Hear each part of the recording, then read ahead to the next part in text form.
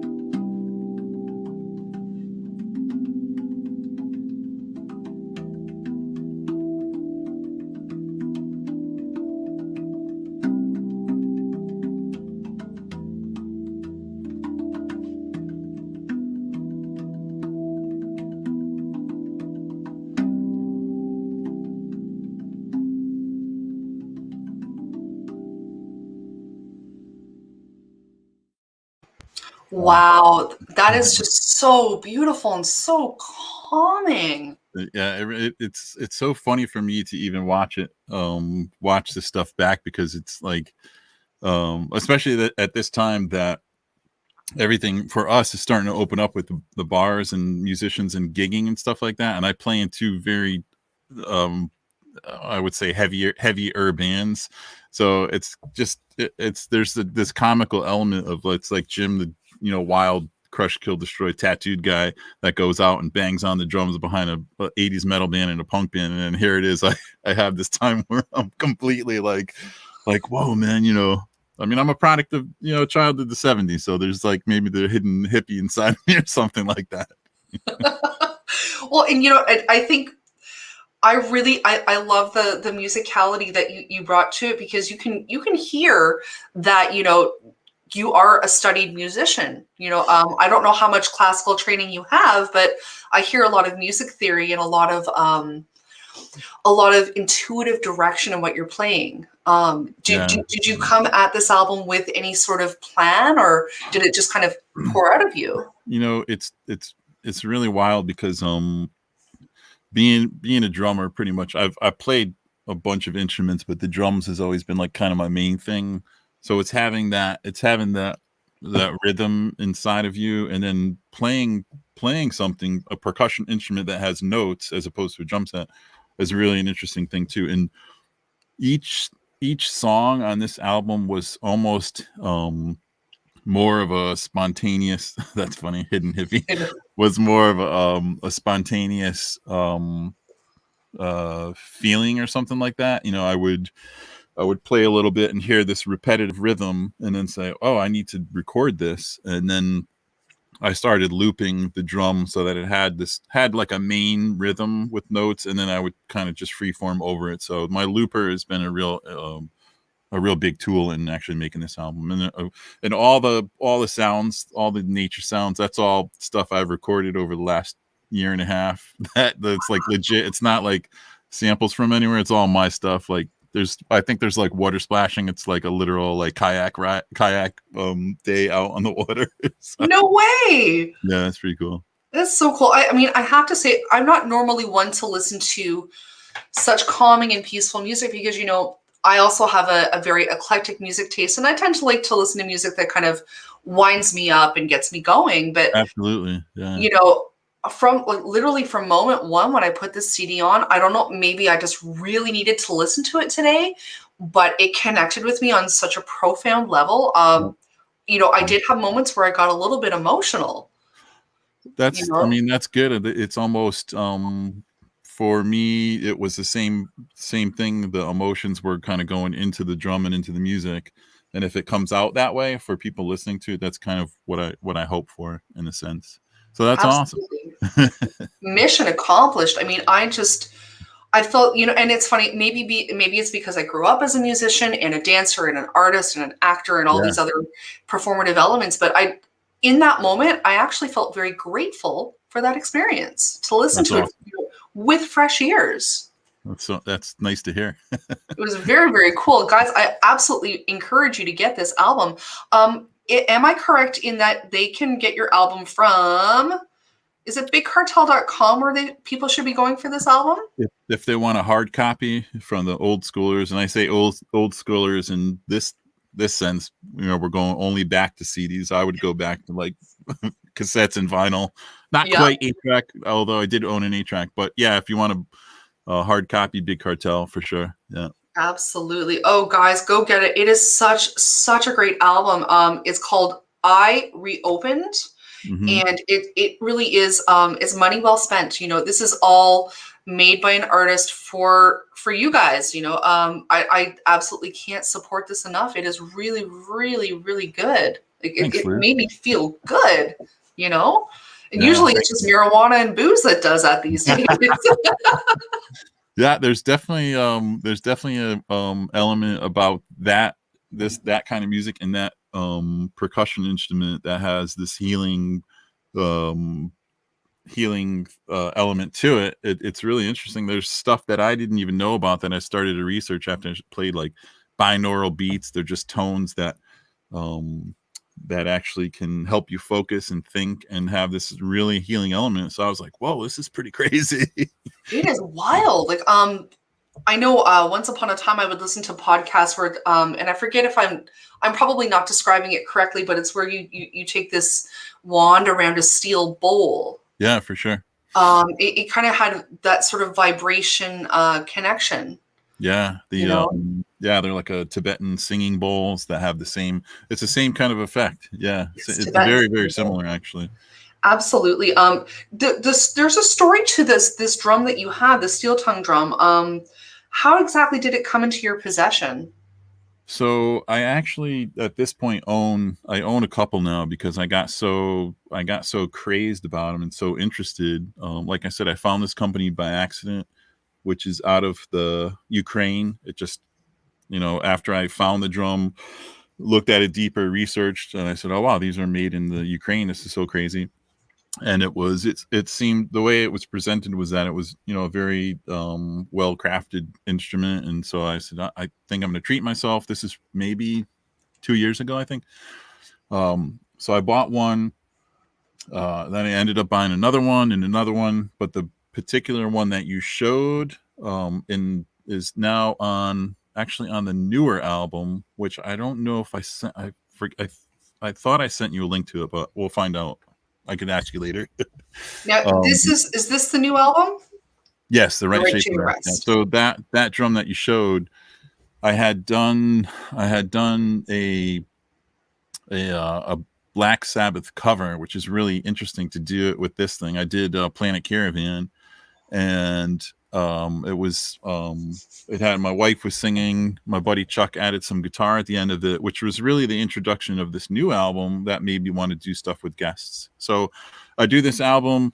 I put a video together, which is super trippy if you haven't seen it, and it kind of started to circulate on the social media. And one of the guys from the company, Zen Percussion, saw the video, heard the song, and he was like blown away. He's like, you made a cover song of my favorite band with the drum that I built, and this is so amazing. Can we put it on our website? And I was like, of course, that's great. I'm so honored, And then he keeps talking, and he says, this is through email, he says, I want to make you a drum that I think might help you with future recordings, because I'm going to put a electronic pickup on the inside of it. And that's the drum, the video that you showed. So the guy gifted me this thing, which was pretty crazy. So that's amazing. Yeah, it blew my mind. It was so awesome. I have actual goosebumps here, learning about that, because that is such a cool gift, and it is the gift that keeps on giving. Yeah, it was amazing. I woke up to the email one day and I was like, is this like some kind of a joke or something? But yeah, he and then the design on the drum itself is an engraving. And as he was building it, he emailed me and said, hey, if you have some artwork that you want on the drum, just send it to me and I can engrave it on it. So that's actually my artwork. It's inspired by another artist, but it's altered a little bit. And it's the artwork that I sent him. So it's really super cool. That is so cool. I mean, it doesn't get more personal than that. No, it was pretty wild. That is so cool. That is so cool. Something that, a lot of people don't know is that you are a really great visual artist, and you have this amazing clothing company. I'm actually wearing your shirt today. Thank you. Crush, Kill, Destroy. I have actually had to ration this shirt because it is so comfortable. Like, I literally lived in it for 5 days straight when you sent it to me. Nice. That's awesome. Like, it was almost stiff when I took it off to put it in the laundry. I think I do the same thing with my clothes. My wife is like, what are you doing? It's like, I don't know, some weird artist thing. You're like, I'm creating. I don't have time to change my clothes. That's right. Bathing is just, that's not going to, who has time for bathing, let alone eating, I love the slogan of do it damn good. When I was on your show last, you had told me the story of Crush, Kill, Destroy and where that came from. Please reshare that with me for our viewers today. Yeah, Crush, Kill, Destroy. I mean, the Crush, Kill, Destroy thing is from an old, God, I don't even know if it's 60s or 70s, Lost in Space episodes. And as a kid watching the reruns with my folks, there was one episode, it was like this android that had gone berserk or something. And, they get him powered up and he just wakes up and he's like, they think he's going to be their friend. And he's like, crush, kill, destroy. Crush, kill, destroy. So my dad, having said, seen that several times, he used to do that to all the kids at any given moment in the house. We could be watching TV and he would just come in the room and he would be like, crush, kill, destroy. And he'd get closer and closer and closer. And we'd be like, cracking up. And he would just be like, tickle us or whatever. So I had the idea for the t-shirt line and the accessories and stuff and putting it together. And I wasn't sure about a name. And it just popped into my head, and that was staying with the shirt. That's so cool. Yeah. And so it popped into my head, and I was like, that's it. I was like, Crush, Kill, Destroy. So it's basically to honor my father and what he represented as one of my favorite human beings, and his hard work and his dedication to his family, and just never really a complaint from the dude, and he just, which I think speaks volumes with what you do in life, to go through it without complaint, because you can look at a certain job and it might be like, man, this fucking sucks, but whatever, but there's a lot, he had a job that was like, wasn't really a great job in the realm of things. He worked in a factory. He was like, administrator and stuff, but he never complained and he did his best at it. So that's where the do it damn good comes from. Yeah, I love it. Yeah, do it, Dan. I also love this, crush, kill, destroy, create. That's also a really great ethos to have, Yeah. kick I ass and create. I think that nothing there's a lot that can't be created without first destroying stuff, and it could be a new building, a new house. If you gotta if you gotta clean your closet, you gotta make a mess before you can organize it. And then especially mentally too, you've got to destroy a lot of old habits or old thinking to create new ones. So that's where that comes from. Absolutely. A photo that I really, really love is this crush, kill, destroy patch against a skull. The whole foundation versus full circle creation, destruction, creation. I know, especially with the pandemic being such a wild time. Leading up to that, what were you doing? Like, when was your? I guess my first question is, when was your first lockdown? So it's real funny because I had the idea for the t-shirt line. It was and I'm actually really poor with dates, but it had to be let's see, 20. So what was the real pandemic call? Like 2020, yeah? Yeah, March 2020 for us. So it's like 2019 December. I was getting stuff prepped to launch the stuff, and I was ready, and I was like 2020, January 1st, New Year's, fuck it, this is when it's going to happen. And I was building the website, and it was like boom. So here it is. I do it, and then we're like January, February, March. Basically was our lockdown, but it allowed me the time to put all my energy into it because our shop got shut down. So it worked. It worked out, and in a sense, it gave me the opportunity to put 2 feet into the crush, kill, destroy clothing. So it was pretty wild. That's true. That's true. Something that I have noticed is, a lot of creative people have taken the opportunity of all of this time at home and funneled it into other pursuits, or allowed it to give them more time to work on their current pursuits that they already had in motion. Yeah. Did you find at any point that there was any sort of difficulty in getting yourself moving? Like, as an artist, did you find that your hand couldn't draw? No, Did you have any? That's a really good question, because I was actually leaning up from tattooing for so many years, and I was getting to this point where I was actually starting to pull back a little bit, because I was feeling burnt. For one, physically my hands were starting to get really tired and sore because I've been tattooing for so long. So it was like in one sense I was getting burnt out, and then thinking about, like, I'm going to dial it back, I'm going to slow down with tattooing. Then the pandemic happens, and I was like, oh, I just wished myself into retirement. I had a couple of people tell me that the pandemic was my fault, because I would joke about retirement and write it on my appointment book, like, Jim retires, January, and then it happened. They're like, see, you see what you did? And I was like, wow, that's pretty wild. So You're pretty powerful. yeah. So so it was this bizarre thing of feeling burnt out from tattooing, and then this complete stop of tattooing that wasn't my choice, and then this new embrace of the crush, kill, destroy stuff, the music, and some other things that came along with it. And I was like, whoa, I feel like refreshed.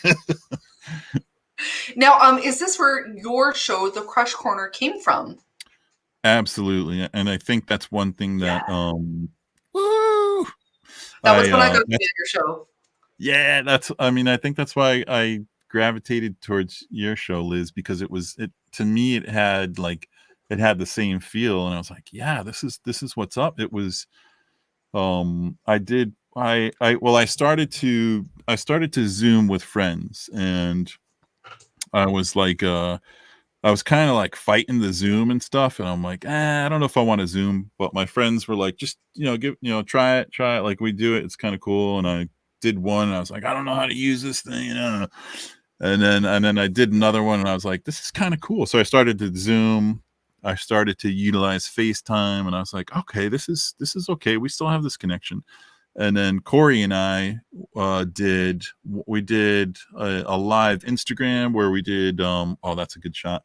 Yeah. Where we did an Instagram thing. We did like a giveaway for some Crush Kill Destroy stuff. And then I said, hey man, I got this idea. I want to do a vodcast, which I told you the term vodcast I only learned not that long ago. Yeah.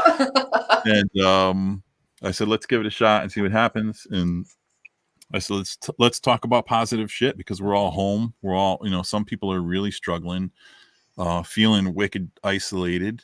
And I was like, let's do it and just talk about some stuff. And StreamYard came into my life, and I said, let me figure this out and have fun with it. And that was it. And it kind of took off from there. So, and I'm so grateful because it's opened up so many doors and so many connections. Absolutely. Well, and I've had the pleasure of watching your show now since I discovered it. And, you guys, you are hard hitting with your topics as well. You don't hold up back any punches. You talk about the hard things. You had a really interesting gentleman on the other day who he talked about his brother who had passed away, and different things that he was coping with during this. And, it is very important to discuss these things. It's, it's important for healing and for growth. I love your show. It's really, it's fun. It's not pretentious. You guys don't talk down to anybody. And, it goes for a long time. Like you guys really enjoy each other's company. It's crazy. I thought it would be like 45 minutes or like an hour, but we just, I don't know what happened. And then I said, we'll just let it go, I guess, so yeah, it's pretty wild. No, and you and Corey are great co-hosts. Corey's going to be on my hot seat soon. Yeah. Just you wait, Corey. I'm coming for you. But you guys really kind of you balance it out so nicely with your guests, and you make everybody feel so welcome. You make it so much fun to participate in the comments, and that's the best way to find out if people are actually watching. It's awesome. It's good. And that's a segue to tell you guys, if you have any questions for Jim, send us a comment. This is the best way to make it known to us that you're actually watching, tuning in, turning on, and taking part.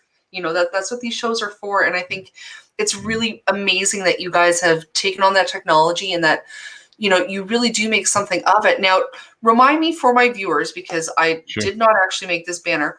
When can people see the Crush Corner? So the Crush Corner airs. I went back to twice a month, so it's every other Saturday night at 9 p.m. And I forget where we left off. I think I'm off this week, and then coming back the following week. So twice a month. I think that's what made me decide to let the show go on for a little bit longer length of time. So yeah, twice a month, every other Saturday. Every other Saturday. So you have a show coming up this Saturday, yes? We are going to do. I'm off Saturday, and then we come back the following Saturday. So, okay, perfect. And people can find your show on the Crush Kill Destroy page. Yeah, Facebook page. And then also YouTube. I believe how I usually put it out there. The easiest way is just search the Crush Corner on YouTube. Because I think the page is actually set up under my own personal name, but it's easy enough to just search it. It will come up. All right. I know it's funny. YouTube can be so funny with its suggestions. It's like, did you mean Rice Krispie Squares? I'm like, no, I'm actually asking for this. Like, yeah, it's pretty wild. It's wild. Oh, I can't even write YouTube. That's terrible. Oh my God. What are you drinking over there? You're writing 2 double letters and stuff. Ironically, I'm not drinking any alcohol at all. I'm so disappointed in myself. I didn't even think about getting anything for the show today. I'm drinking a Diet Pepsi. I know. I'm so disappointed. It's a Thursday night, so it is a Thursday. Thirsty Thursday, which it is actually funny because we we've been going to a local brewery on Thursday nights forever. And every time I go to the brewery, I say, shit, Liz is on. I got to try and cut. And so I'm sitting with like my butt, like Corey's usually with me. And I sit and I'm like, I got my phone. I'm like, look, Liz is doing a show. And I try to, everyone's like, yo, what are you doing, man? I'm like, I'm watching Liz's show, man. I got to get it on the So, I'm super honored by that. Thank you. Yeah. I'm going to have to make sure I give a shout out to you guys next week with a beer in my hand. I'll be prepared next week. Now, I just wanted to circle back for a second about this really cool book that you sent me, actually. Oh, yeah. This is the Upcycle Helmet Art Show, and I'm so fascinated by this because this is something you were telling me you do every year. Yeah. It started, it started, I think, 2017. Like I said, I'm terrible with dates, but yeah, the idea of it kind of came from people asking me. A lot of tattoo clients say, "Hey, man, you tattoo motorcycle helmets." I ride, so I tattoo a lot of people that ride. Do you paint motorcycle helmets? And I was like, I never really got into that aspect of painting, especially with airbrushing and knowing how to handle an airbrush. And oh yeah, I don't know. Yeah, it's I want to, but I don't. This is one thing I never got into. So I was like, maybe I'll explore it, but I'm not going to buy a $100 helmet and try to paint it and fuck it all up. So I started to buy these really beat up helmets from like eBay and stuff, and they would be like $5, $10. They're from the 60s and 70s. So I bought a couple to practice on. And then it made me think about all these motorcycle helmets that were like past their time. They weren't usable. They were decaying. And I'm like, man, they're sitting in people's attics, basements, storage units, and doing nothing, but they have such history. And I was like, I should just make an art show out of these old beat up helmets. They're not to be sold to use for riding, but and then you could even do more with the helmet. So that's how the show kind of happened. I bought a bunch. I gave them to, I think, probably 24 artists from all walks of creation, like a tattoo artist and other types of fine artists and stuff. And I said, do what you want to do with this thing. No holds barred. Just you can paint it. You could deconstruct it. You can do some sculpture on it. And I'm doing the show, and we did the first show, and it was amazing. Like, it blew my mind out. Like, the turnout was just above and beyond. We actually got shut down at the space that we're having. It was just too big. So, well, and I have to say, I mean, the quality of the book to start with is excellent, but the quality of work that is being produced with these helmets is outstanding. I was blown away. It's amazing. Like, I did the first show, and it was like the artists involved, they had so much fun. They were like, they couldn't wait for another show. They were like, man, I have this other idea I want to do. Like, when are you going to do this again? So I was like, oh, I guess I'll keep it going. So I did. We got 3 years in before the pandemic hit, so I'm kind of bummed, but I'll bring it back. I truly hope you do. 3 years, running is no easy feat either. I'm an artist. I have a lot of love for artists, but sometimes gathering us together is like herding cats. Creativity sometimes cannot be reined in. This book is phenomenal. Is it for sale? Can people buy it? Yes, I believe that little coffee table book, so to speak, is it's also on the big cartel where I have my music.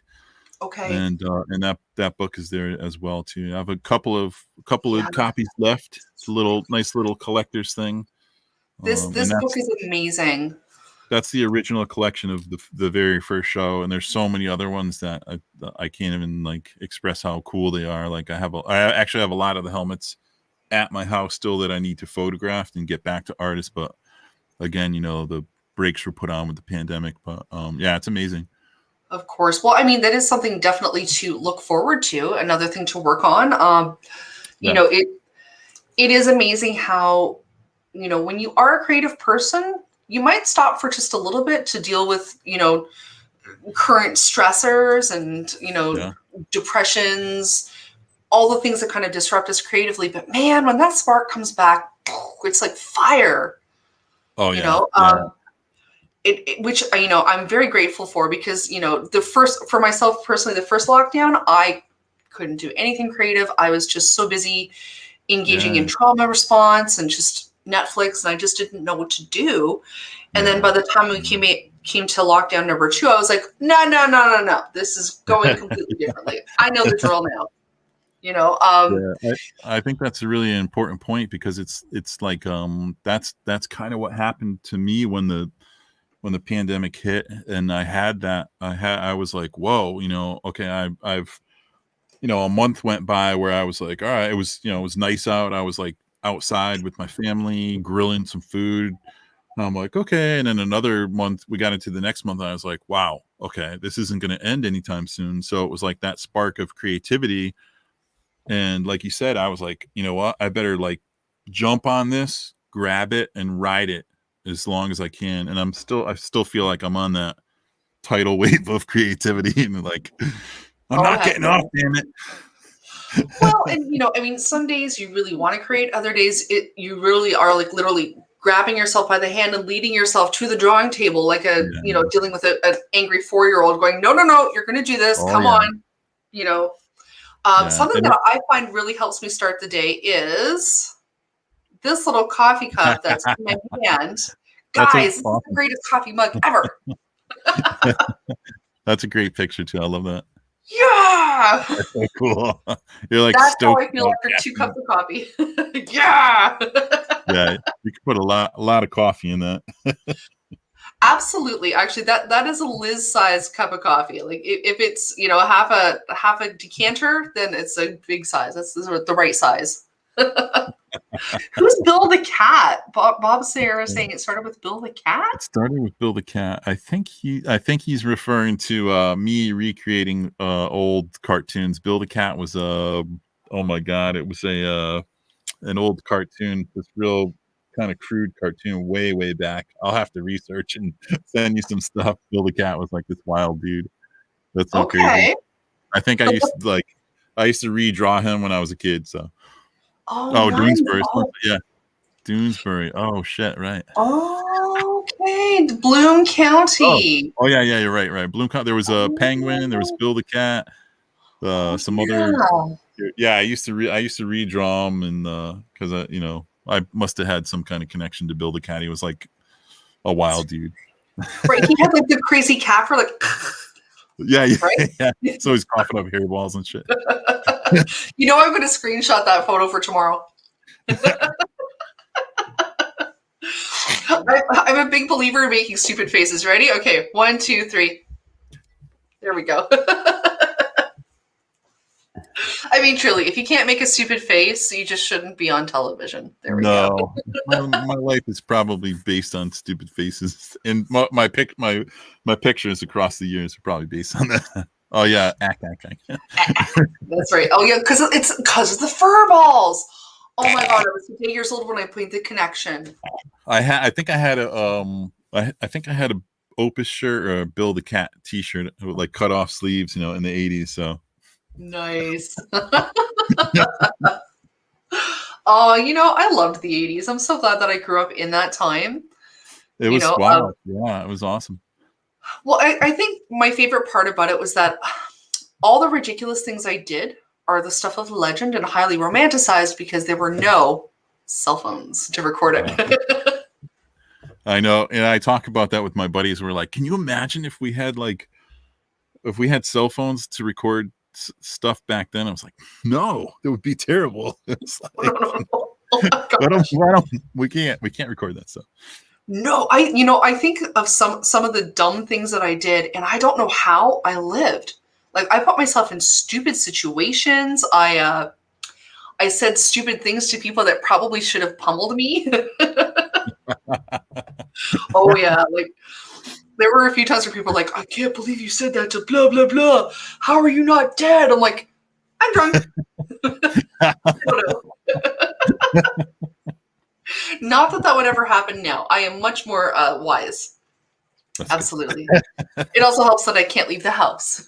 yeah. You guys got it pretty tough right now, huh? It's gonna get better. It's a bit strange right now just because we are in a lockdown. Getting the vaccine is a little bit problematic for some Yeah. people, myself included, but it is what it is. I just have to keep at it. I liken it to like trying to get concert tickets. If I just keep at it, if I just keep getting on the phone and the internet at the same time, I'm going to get my appointment. Yeah. It was like that for us for a while, but it seems to have been. It seems to be a lot easier now. A buddy of mine had an appointment this week, and he was like, "I don't know if I'm going to make it." And it's like, I got some shit to do, and the whoever he was dealing with, they were like, "If you can't make it, it's fine. Just you can come like the next week or two, and just walk in. Don't make an appointment." So it's very very available right now for us. Wow, that's fantastic. Yeah, it's pretty wild.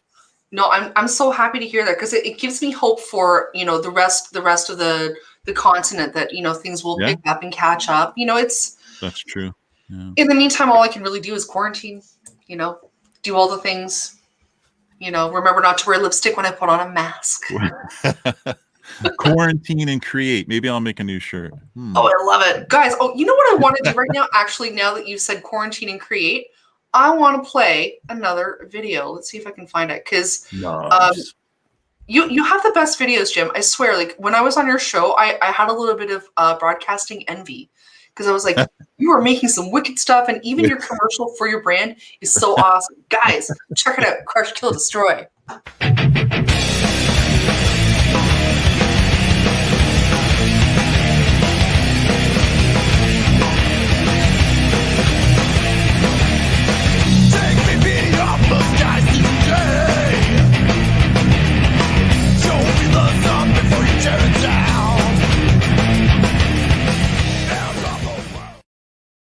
Nice. Right? Yeah. Wait, does that not make you want to go shopping right now? Yes, I want to go buy something. That's right. And you know where you guys can go shop? You can go to crushckdclothing.com. Yeah.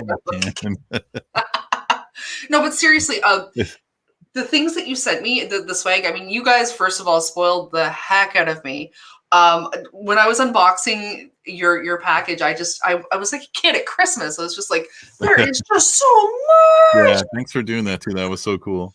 Oh my gosh, I had so much fun. Like literally you spoiled me, and I use all the things that you've sent me. There's guys, the quality of what is being made here is fantastic. And the best part is you're supporting an artist when you shop at ckd.com. So I highly recommend it. Yeah, I mean, it's so crazy because I feel so strongly about the idea of Crush, Kill, Destroy. It's hard to really be driven by the push of sales. I'm not out there with buy.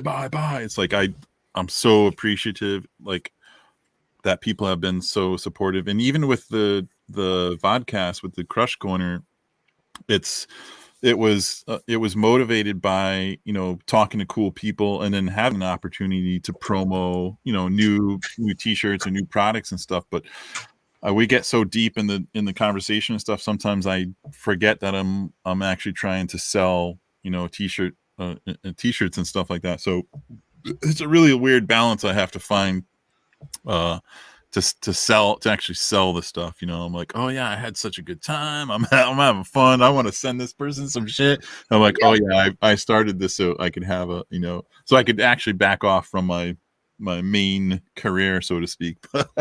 No, so I totally get it. Yeah, it's wild. Well, it's nice when you really believe in what you're making so much that you just want people to have it. You want them to enjoy it, that speaks volumes to your passion. And I get it. Like at the end of the day, you got to make some money, but at the same time, you want everyone to enjoy it, Yeah. But I will always happily promote for you. I love getting on a soapbox with my big horn. Hear ye. No. Well, I mean, that's been great about the technological connection, because we've really reached out to a couple of folks up in your area and northern New England. I have some West Coast people that have gotten some stuff from us, so it's really cool. No, that's so awesome. And again, I'm a big believer that like attracts like, and I have to say, every single person in your circle that I've met wicked. You know some really fine people, you know. Right on. Bravo. You know good people. They are good people. I think that's the appeal of Crush, Kill, Destroy, because it, like I said, it doesn't matter what, who you are, what you do, where you come from. It's just this collective idea of doing what you do, doing it damn good. So that was the whole thing, there was this way of pulling people together than defining ourselves as something completely different. And like, I'm a punker, I'm a rocker, I'm a Zen guy that plays the steel drum. Yeah. It's like, it's this collective thing. It doesn't matter what you do, you can come to the ideas or the mottos of Crush, Kill, Destroy and all relate and be like, fuck yeah. Fuck yeah. Fuck yeah. I love seeing that. That's one of my, honestly, I would wear a t-shirt like that all day that said, fuck yeah. I think I have a patch on my motorcycle vest that says fuck yeah, actually. Damn right. I love that. Do you find people walk up to you and they read it, they're like, fuck yeah? Like, fuck yeah? Fuck yeah. People can be really funny. I was wearing a beret yesterday. It's an off-white beret, but this guy, he was having a party, and he walks up to me and say, "Hey, raspberry beret," and I was like, "All right, I'll take it." It's like, I don't know. Yeah, I guess. Yeah, maybe off-white beret wouldn't go quite as well with the tune, right? It's like, well, quite frankly, I thought whatever you're drinking, I want some. If you were seeing colors in my beret that aren't there, share. It was very, very cute. I was just like, all right, I'll take it, no problem. That's awesome. Hey Jim, when I was on your show, you did something that I really liked, and I would like to do it with your permission. I would like to do a contest. Yeah. Oh yeah! Woo! Love contests, because you know what, people love to win stuff, right? Yeah, fuck yeah, fuck yeah.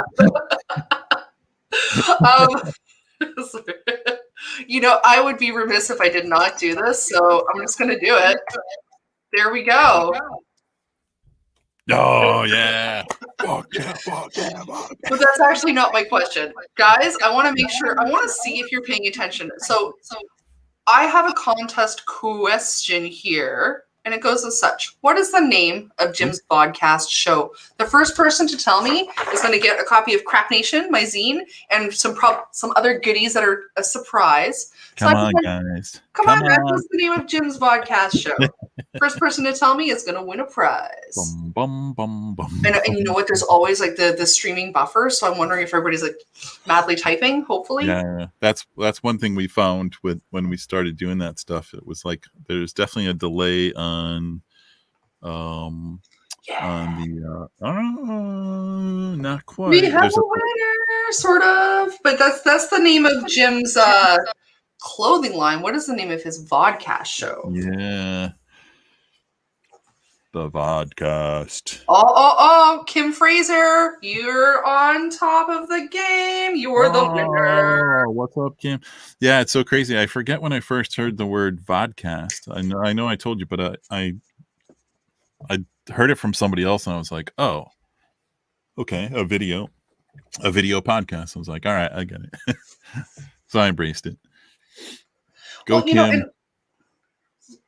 I'm just copying down the names of the people who have answered right, and I'm really impressed, guys. You're paying attention. I need to figure out how I can get a hold of Kim to make sure I can send her some love. So, Kim, I'm not sure if you're on Jim's profile or not. I'm going to try and find you on Facebook as well. I'm not sure, actually. So, I don't know how to creep people live streaming. That is a new technique I have to find. Kim Fraser, I'm going to find you, and I'm going to make sure I send you some love. If not, reach out to me at Planet Lizzdom on Messenger, and we'll find a way to get some love to you. And to Tiffy, Christine, and Jeff, good job. You guys also answered, but Kim beat you to it. I know it's hard when you're dealing with streaming, and it's coming from different platforms as well. Absolutely. Something I noticed back in the summer, I was helping my boyfriend do an online auction, and we noticed that we had to start giving people Anyone else? Anyone else? We've got 5 minutes left. By this time, if no one else has brought in a bid, we're going to end it there. And it was really interesting to see how there was a delay in the broadcast. Yeah, it's very tricky. I did a couple things on Instagram and I found the same thing. It was really a big experiment, actually. It is interesting. Do you ever find that you'll have what's the word, like cross streaming, where everything is just so delayed that all of a sudden there's this huge pause and you don't know what to do? Yeah, it's crazy. But I mean, that's what we have to deal with the technological connections for now, so it's so true. And it's funny, even when you prepare for a live broadcast, things can get really testy. About 10 minutes before I brought you into the virtual studio, StreamYard was deciding to not cooperate and not play anything that I had uploaded into any of my media. It was just saying, no, I don't want to. I mean, that's the beautiful thing about creating things, though. It's like some of those mistakes they push you in different directions and drive you to do other things. And I love the fact that you do the podcast live, because a lot of people just do the pre-recorded stuff, and like the interactive thing with guests watching and stuff, I think is so cool, especially now, especially during the pandemic. I think it's really important. Thank you. I think so too. Something that I miss from when I didn't have cable growing up, didn't have the internet. I had 3 channels until I was 12 years old, and television became an event. I would get the TV guide in the mail. I would circle everything and I would plan my week around it. And you couldn't go to the bathroom. You couldn't miss anything, because if you missed it, you weren't going to see it again, maybe in reruns in the summer, but you didn't know when. Right. It was an event that you had to attend. And I'm really trying to, in all earnestness and honesty, trying to make this show a destination for people to tune in, something to look forward to and participate in. Yeah, absolutely. And your show is very much the same for me. I have it marked in my calendar. I'm like, time for the Crush Corner, and sometimes I can hop on time, sometimes I can't, but it's in my life now. I mean, it's a tricky thing to do with the way the world is too, but it's so funny because technology gives us this opportunity to do stuff so fast paced, but at the same time we're trying to connect with people, so it's very tricky to have someone want to sit down and get involved in something like this. I think is awesome. So fuck yeah, keep doing it. Yeah. Now, I also wanted to show something really, really awesome before the hour finished, because you just recently celebrated your birthday. And good night, Christine. Thank you so much for coming out. I appreciate it. You're a peach cobbler. Thank you. Your birthday, I wanted so badly to attend it, and something came up. I had to do the work Liz, and all of a sudden I looked at my phone and I was like, literally, it was like The Simpsons. I was like, no, and all of a sudden it panned out, to the earth, and it was just me shaking my fist at the air. I was like, how could I miss this? So happy 50th birthday, first of all. Good for you. You worked hard for that. You should be very proud of it. Thank you so much. But something that something that really spoke to my heart and really moved me was what your family did for you for your birthday. Yeah. I know you were saying that you wanted to go to Nepal for your birthday. Yeah. And your daughter and your wife did this amazing thing where they brought Nepal to you. Yeah, it was awesome. And I thought that was the coolest thing ever. Like, yeah, it was a big surprise, and I was pretty blown away. I had this trip planned probably for just under 2 years, because obviously it's a lot involved to be able to trek to Nepal and do a motorcycle ride out there. So she knew what it meant to me, and she set up the backyard like that. And actually, I was with Corey. He took me out. It was this big plan they had, which I knew nothing about. And my wife couldn't even tell my daughter about it until until I was gone. She was like, guess what, we're having a surprise party for Dad. What? So she practiced saying, when I got out of the car, the picture you showed, she practiced saying, hi, I'm your Sherpa, welcome to Nepal. So apparently she was practicing it over and over. So we pull up and I get out and she gives me the the kata, the scarf and the beads, you know. Hi, I'm your Sherpa. And she's like, Dad, there's a bunch of people in the backyard waiting for you. It's a big party. I was like, well, okay. So it was amazing. That is so sweet. Yeah, so awesome, so heartfelt and thoughtful. Well, and I had to celebrate that because, those things, they stick with you for life and they make everything so much better. It's such a little thing, but it's such a big thing at the same time, Yeah, it's amazing because, that was my whole point, was to do this incredible trip to Nepal and this like crazy experience. And my trip got canceled and my deposit got refunded, and I was like, wow, man. So here it is. I come back to my own backyard and it was just as amazing. So it was pretty awesome.